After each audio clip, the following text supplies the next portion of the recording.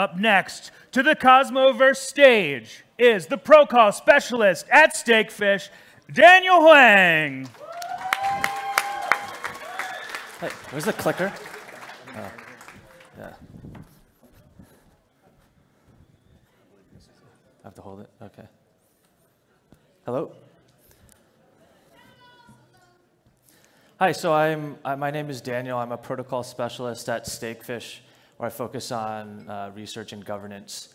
And so I'll be talking about validator responsibility and self-regulation, and giving you guys a bit of insight into the validator ecosystem and how we see it from our lens. This is one of my favorite quotes by Philip Monk, who's from like the Urbit ecosystem, but it's about how self-sovereignty necessitates understanding. And he says, if you don't understand a system you're using, you don't control it. And if nobody understands the system is in control. And so from the perspective of governance, at least, especially with chains and POS chains that do expose on-chain governance, we want to know, like, right, who's supposed to be the system, and the ideal sort of stakeholders are like the delegators, delegators who delegate their stake to validators, network foundations that do help produce the core chain, and then hopefully and ideally in a more decentralized system, separate core teams instead of having to rely on one particular one. And so I'll be basically going down into these three topics: what validator responsibility means and what we kind of see as validators, what I guess potentially self-regulation could look like, and what we do. And just to clarify what I mean by self-regulation is, right, we've somewhat tried to create a new financial system that is wholly separate from the world we supposedly left behind. And like, we don't want to have situations where there's like the old world coming in and reaching their hands over into ours and not showing anything for it. AKA, right, some centralized regulator saying, hey, playtime's over, we'll take it from here. And we had obviously seen cases of that a few weeks ago. So yeah, validator responsibility. And so I think this is probably like an obvious answer, but what are the responsibilities of a validator really? And I think I was actually moderating a panel a few weeks ago at Mainnet, and I'd posed this question to a panel of a few of our validators in the ecosystem, including Cosmos, and they had kind of broken up the responsibilities of what a validator was, or what they believed the future responsibilities of a validator should be, right, beyond infrastructure management, right? And you have like the very basic and obvious answer of infrastructure management. You run the nodes in the system, but then you also, especially in the Cosmos ecosystem, you expose governance, on-chain governance, where people do have a vote. And even within on-chain governance, right, it's not the validators who have absolute authority and power, right? More recently, we were able to have delegators, retail delegators, who do delegate their tokens to validators like us, who can vote independently.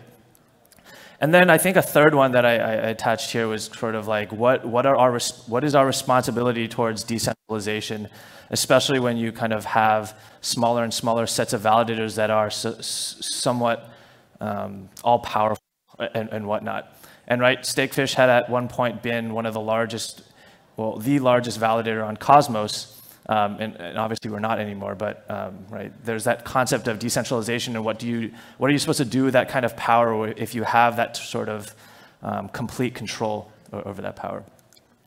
So yeah, let's unpack governance, or some concepts of it. So, right, there's this concept of, alongside of what infrastructure management looks like, you have like fiduciary responsibilities, and I put a question mark there, and then also like governance responsibilities, where that's a bit more subjective to what we expect as, let's say, putting my hat as a retail delegator on, what we expect from validators in the case that we are giving them, right, giving validators power over what we have as tokens. And right, ideally, right, we want this sort of fiduciary duty of validators that, right, when you guys are staking your tokens with us, we are managing and giving you the ability to get those types of rewards, right?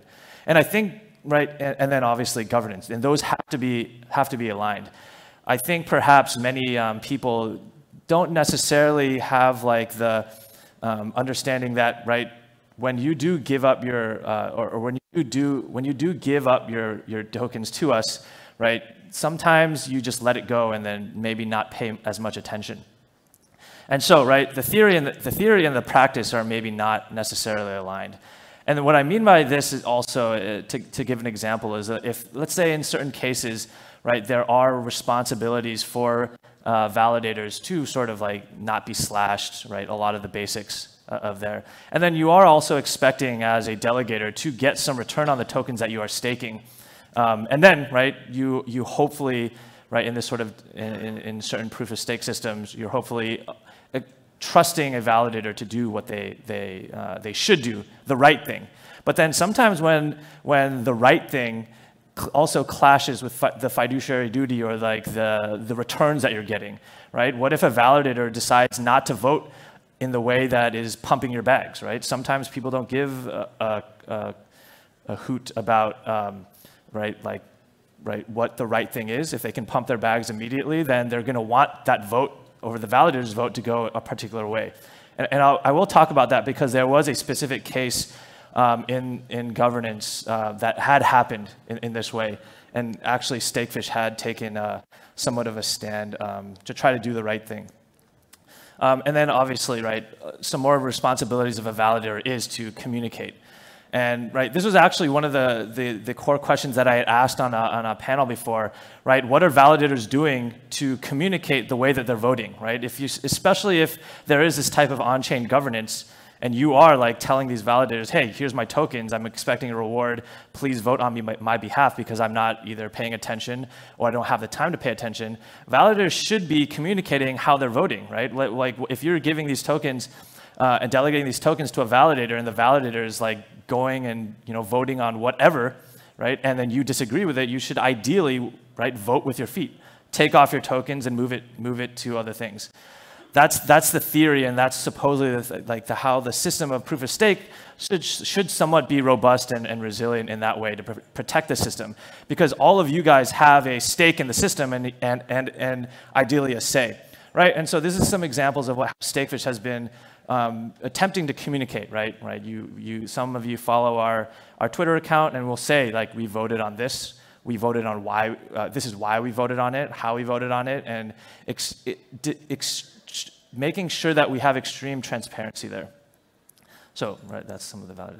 And so now, right, what is tied hand in hand with sort of like that whole fiduciary duty and the governance aspect is this concept of like what even if it should exist, right? This sort of concept of self-regulation.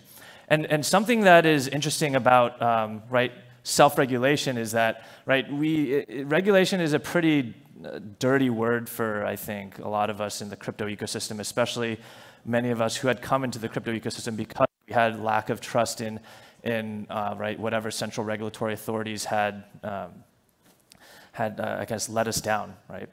And so, right, but one concept, and I think an unfortunate concept, is that, right, we have this system where we've been building these things, these new financial systems, especially with disgust of centralized regulatory bodies, that we evolved with on-chain governance. And there definitely is a lot of value to having the ability to solve like these interesting coordination problems that we haven't been able to effectively or necessarily solve in the traditional world.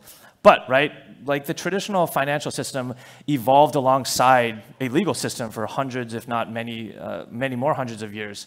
But if we're like, hey, completely on the other side and saying, we don't want governance, we want these permissionless systems, what then happens in situations where everyone is not cooperating as they should, right? Or we're all kumbaya, or we're like having concessions of like bootstrapping systems.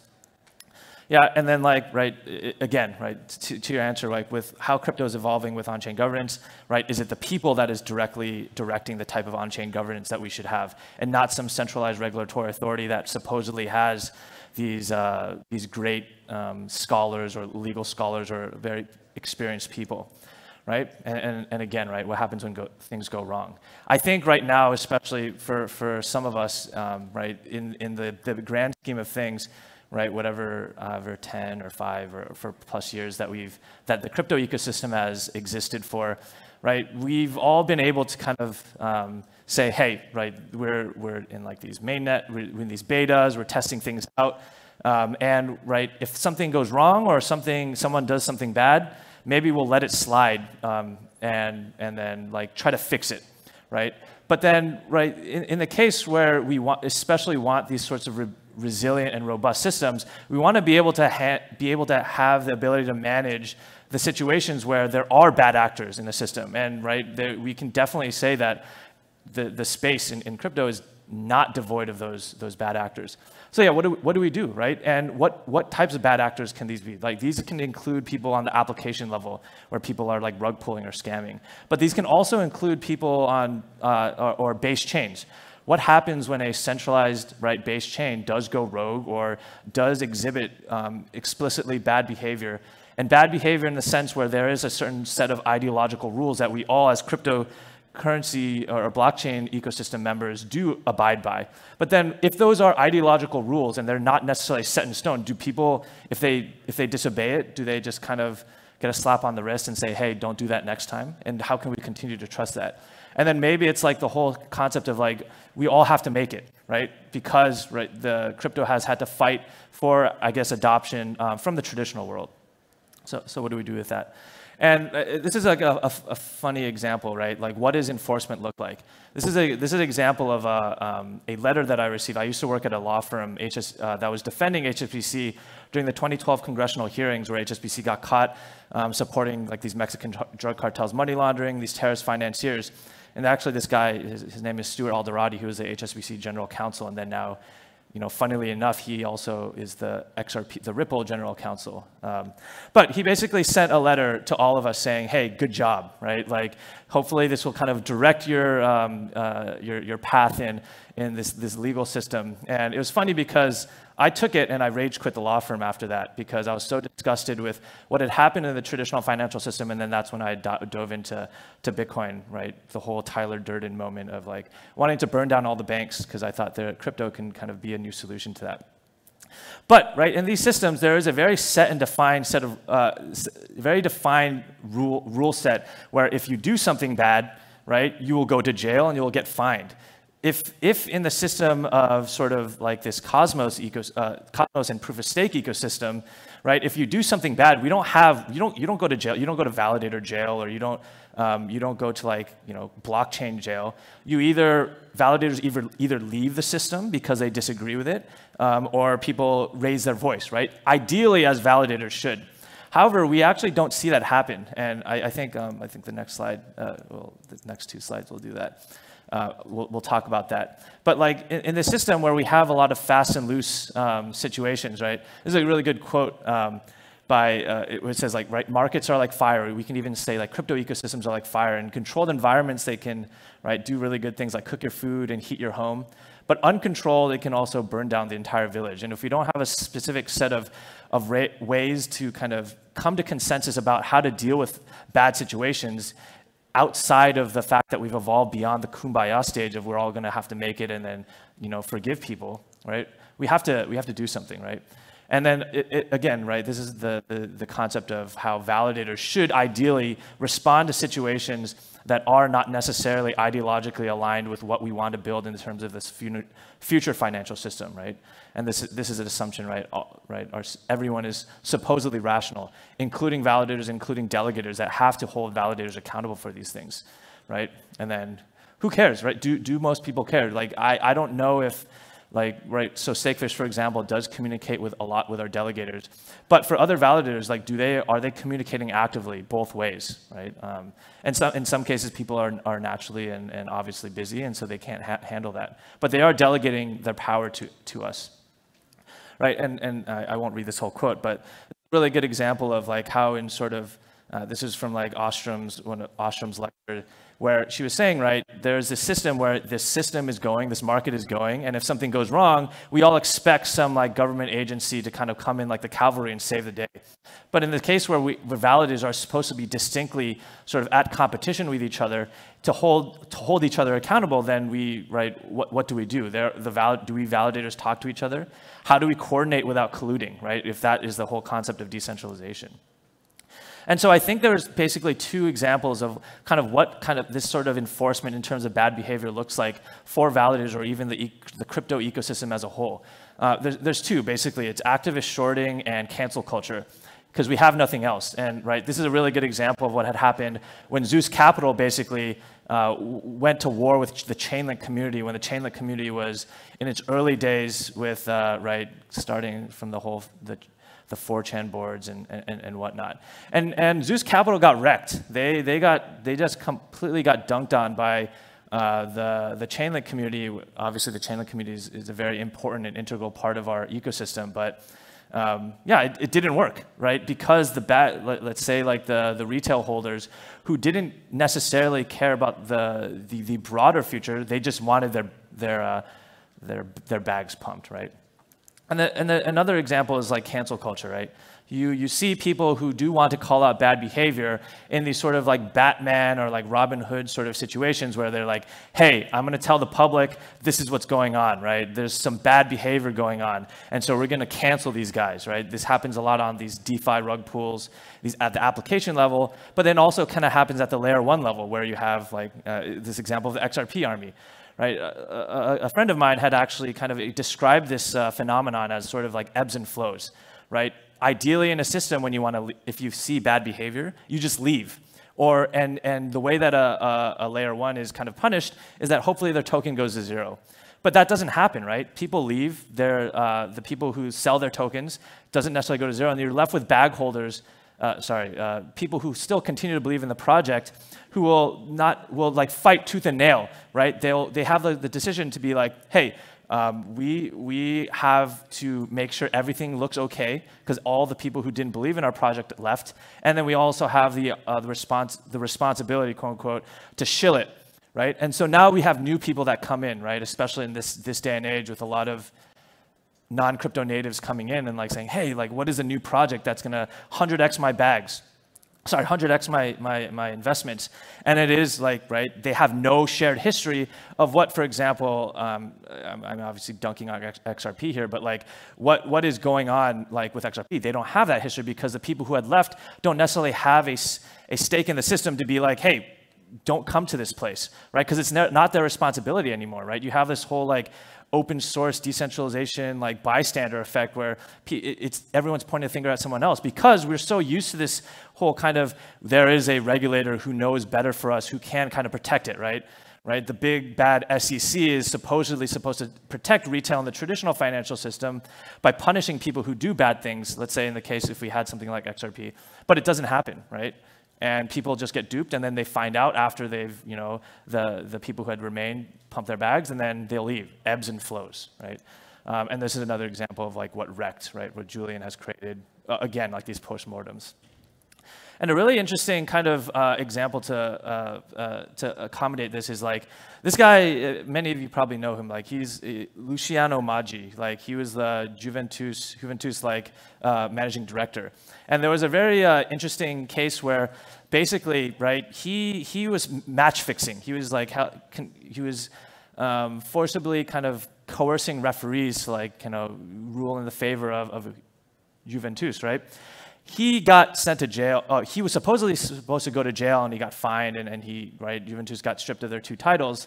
But what was interesting was that the fans loved him. They didn't give a crap about what was going on, right? Of whether or not he was evil or if he broke the rules, because all they cared about was their team winning, right? It's kind of similar to like how a fanatic.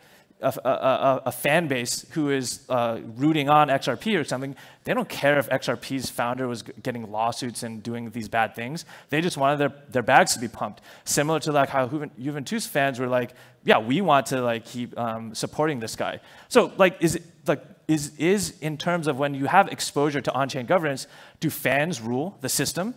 Right? In another analogy is, right, in the traditional like voting system, right, in America at least, right, you have this popular vote and you have an electoral college. If you have demagogues completely controlling a popular vote, then you get people like Trump getting elected, right?